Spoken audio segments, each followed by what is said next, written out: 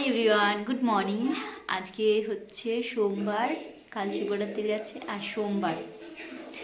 তো সকালবেলা ঘুম থেকে উঠে চান করে বাবার মাথায় জল ঢেলে টিফিন করেছি। কালকে সাবু ছিল, সেই সাবু আর কালকে রাত্রিরের লুচি, সেগুলো খেয়ে আজকে উপোস ভেঙেছি। তো আজকে নিরামিষ, সোমবার নিরামিষ। তো আজ ঠান্ডা লাগছে ভীষণ, চান টান করে যেন বেশি ঠান্ডা লাগছে। তো আজকে রান্না বসে গেছি রান্নাঘরে। আজকে কী রান্না হচ্ছে, বাঁধাকপি, তারপরে হবে ডাল, আর তার সাথে হবে আজকে সোয়াবিন। আজকে নিরামিষ রান্না।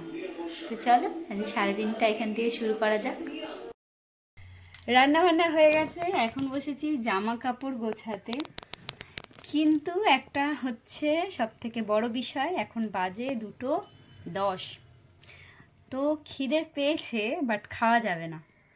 কারণ হচ্ছে এখনও পর্যন্ত চতুর্দশী ছাড়িনি। চতুর্দশী ছাড়বে বিকেল 5:29।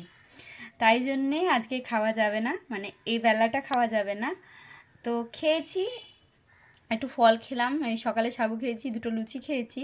বাট ভাতটা খাওয়া যাবে না, ভাত মুড়িটা খাওয়া যাবে না, চালের জিনিস খাওয়া যাবে না।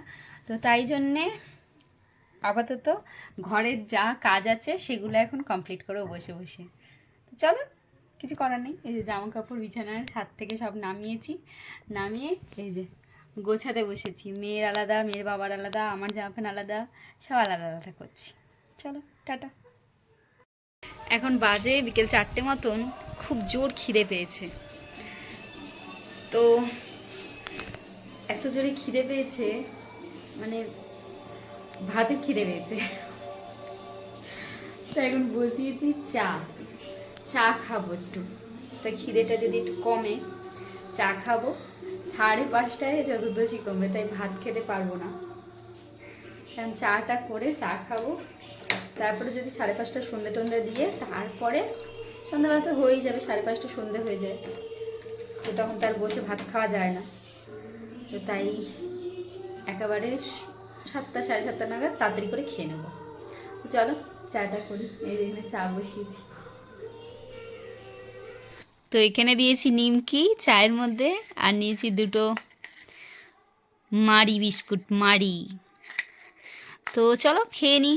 আমার নিমকি দিয়ে চা খেতে ভীষণ ভালো লাগে। কার কার বলো তো ভালো লাগে এরকম নিমকি দিয়ে চা খেতে? আমি ভীষণ পছন্দ করি। তো চলো খেয়ে নিই।